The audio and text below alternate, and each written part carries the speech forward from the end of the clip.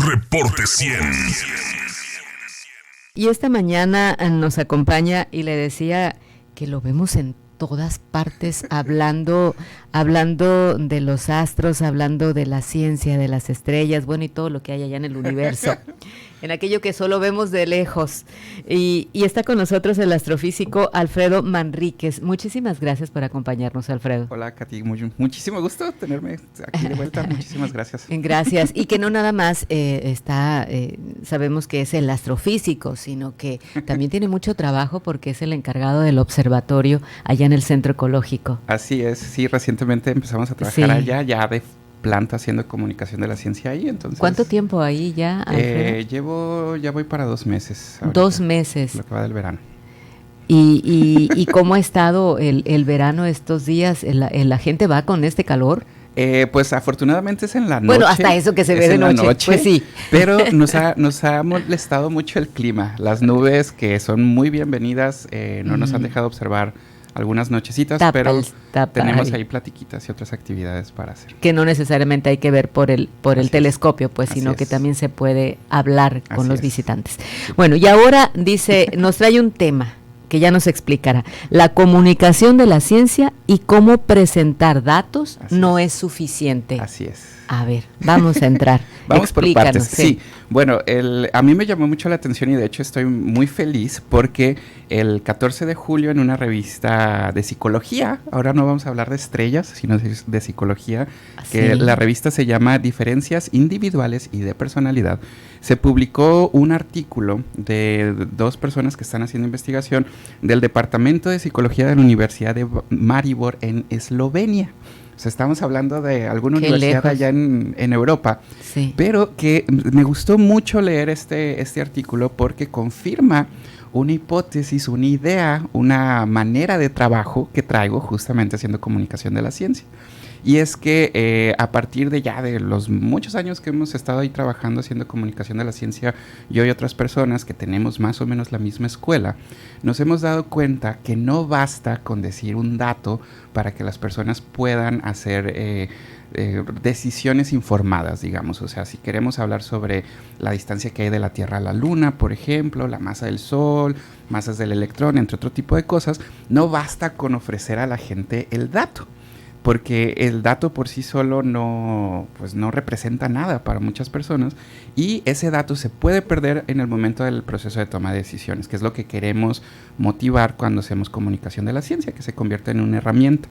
Entonces, fue muy interesante leer este artículo porque lo que están comentando es que en general se habla que la educación es la forma de poder promover la ciencia en la población. O sea, si utilizamos dentro de las escuelas y enseñamos de forma científica el conocimiento, pensamos que esto va a tener una repercusión social de una mejor aceptación de la ciencia.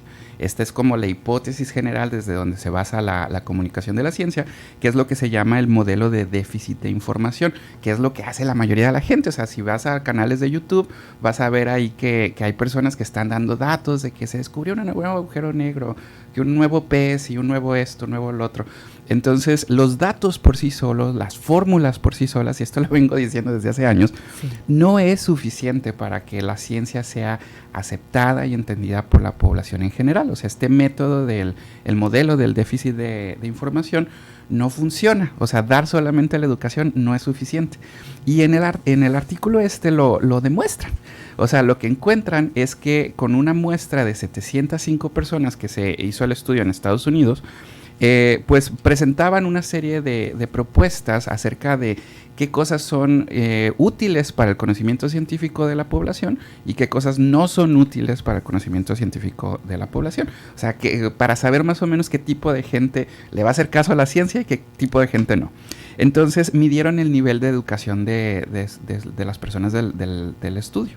Entonces lo que se encontró es que no es necesario que con un grado de estudios muy alto, o no es suficiente, mejor dicho, que con un grado de estudios altos puedas entender mejor la ciencia. O sea, las personas que tienen grados más avanzados no necesariamente van a confiar o hacerle caso al método científico o a los resultados científicos.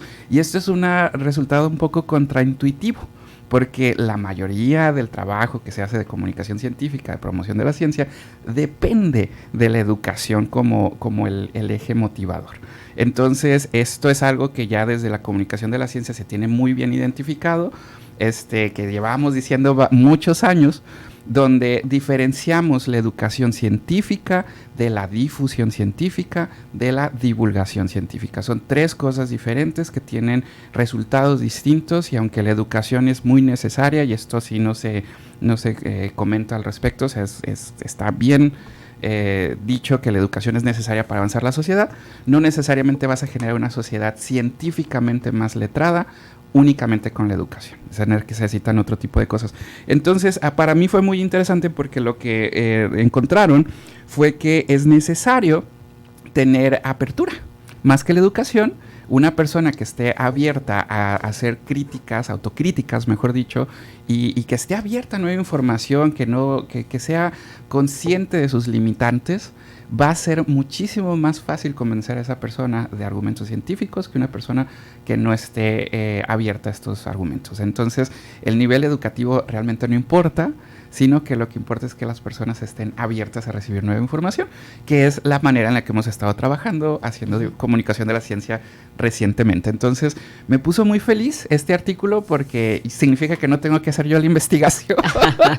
Bueno. Y demuestra, o sea, que el proceso que hemos estado trabajando, la verdad, desde hace ya bastantes años, pues ha estado funcionando aquí en el estado, por lo menos. Ahora, es muy interesante lo que mencionas, porque incluso yo recuerdo que desde hace muchos años escuchaba decir cómo los científicos publican en revistas científicas, y de hecho los científicos no querían desde hace muchos años, como que comenzaron ya a comprender eso, abrirse al resto de la comunidad y exponer lo que acaban de investigar y qué utilidad puede tener aquello que investigaron. Y de pronto los científicos sentían que abrirse al común de la gente era bajarse de nivel y no estar nada más en esas revistas científicas a las que no cualquiera tenía posibilidades de poder publicar. Claro. Sí, de hecho este artículo es muy interesante porque está abierto al público, o sea, artículo lo puede leer cualquier persona, pero sí, este es un problema que estás describiendo que es propio de la academia en general. Ajá.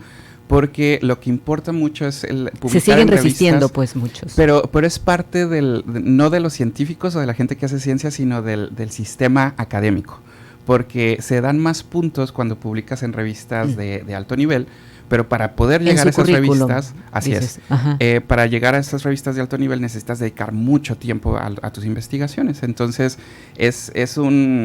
ahí estira y afloja, pero la solución que ofrecemos los comunicadores de la ciencia, quienes hacemos comunicación de la ciencia, es que ellos no tienen que hacer eso. O sea, existe este hueco que hay entre la población y las universidades, los centros de investigación, que debería ser parchado justamente por personas que hacemos comunicación de la ciencia, de forma que ellos no tengan que preocuparse por bajar el nivel. Es decir, que lo sigan haciendo, pero que el conocimiento se dé a conocer, porque tú mismo mencionabas, una cosa es la difusión científica, otra cosa es la divulgación científica. Y la educación científica. Y que tendría que darse pues esa apertura. Y además muy interesante también lo que mencionas, porque más allá del dato, habría que tratar de entender el por qué o el para qué de las cosas. Ajá. Y hacer procesos de acompañamiento también, que eso es algo que también estamos promoviendo.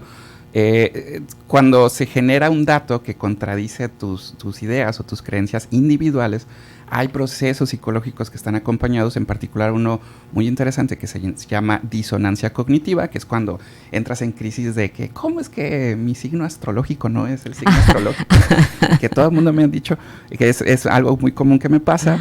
Entonces es necesario un proceso de acompañamiento para que la gente se sienta segura de enfrentarse a este nuevo conocimiento. O sea, no basta solamente con dar el dato, sino que hay que acompañar, guiar y, como dices, pues enseñar cómo hacer y para qué sirve y cómo es que se generó ese conocimiento también.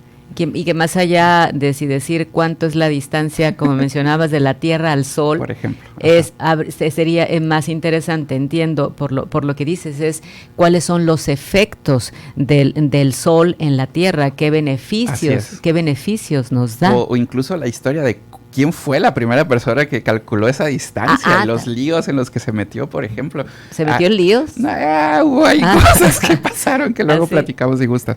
Pues sí, siempre ha sido lío, pues sí, cuando se intentaban explicar si era plana, bola redonda, o si se movía o no se movía. Exactamente. Sí. Entonces, sí hay como muchas historias muy interesantes que a veces dicen, pues con razón, si toda esta gente batalló tanto, pues para llegar a estas ideas, pues alguna verdad han de tener por ahí. Qué difícil, ¿verdad? Finalmente el trabajo de los científicos, porque no solo tienen que comprobar, así es, sino que viene la tarea de convencer, así es, de que se les crea lo que están, aún y con evidencia. Sí.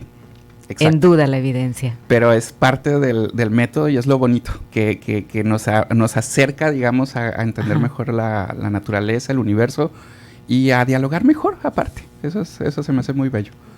Pues qué bueno, nos da mucho gusto el poder platicar sobre estos temas y saber que nosotros también a través de Reporte 100 y a través del trabajo que realiza que realizas como astrofísico, pues se puedan divulgar estas cosas y hacerlas de interés de la gente, porque no se trata solo de decirlo, sino en el cómo decirlo para que despierte el interés en la gente. Así es, muchísimas gracias. ¿Algo que desees agregar? Pues nada, por mi parte es todo. La semana pasada estuvo el alunizaje. Supongo que esto nos habla un poco más sobre las conspiraciones que hay alrededor de eso. Pero si tienen más dudas, comentarios, con muchísimo gusto ahí en redes, que en @astroalfredo, pues podemos seguir platicando si gusta. ¿Qué fenómeno viene pronto? Hay un eclipse para observar en octubre. Hay que prepararnos el sábado 14 de octubre a las 8:30 de la mañana. Hay un eclipse que se va a poder ver desde aquí, desde Sonora, solar.